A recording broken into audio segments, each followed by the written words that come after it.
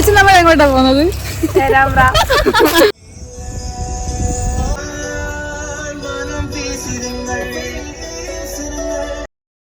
Hello guys, ഞാൻ പേരാമ്പ്രക്ക് ഇറങ്ങി കേട്ടോ.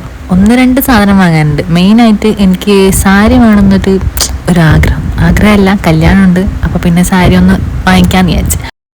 എൻ്റെ നല്ല മടി കാരണം ഞാൻ അടക്കട്ടെ എന്ന് വിചാരിച്ച് ഇങ്ങനെ നിൽക്കായിരുന്നു. അന്നേരം ലച്ചു പറഞ്ഞു നമുക്കൊന്ന് പേരാമ്പ്ര പോയിട്ട് വരാം, ഒക്കും എന്തൊക്കെയോ സ്റ്റിച്ച് ചെയ്യാനും അങ്ങനെയൊക്കെ കുറച്ച് കാര്യങ്ങളൊക്കെ ഉണ്ട്.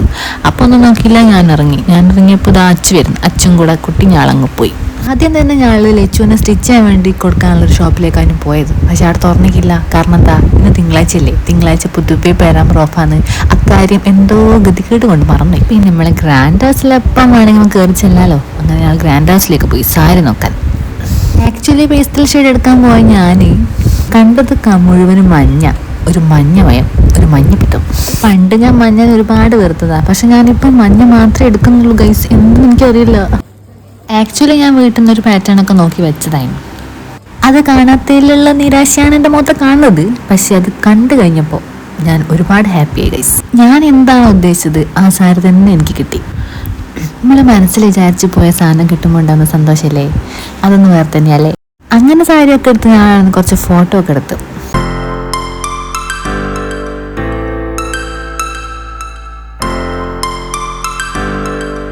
കാര്യം ഇഷ്ടപ്പെട്ട സാരി കിട്ടിയെങ്കിലും കയ്യിൽ നിന്ന് പൈസ പോയിന്റ് ഒരു മൊണാലിറ്റി എടുക്കാണ് നിങ്ങൾ കാണുന്നത്. പിന്നെ കുറച്ച് ഫാൻസി ഐറ്റംസ് നോക്കാൻ വേണ്ടിയിട്ട് വേറൊരു ഷോപ്പ് കയറി.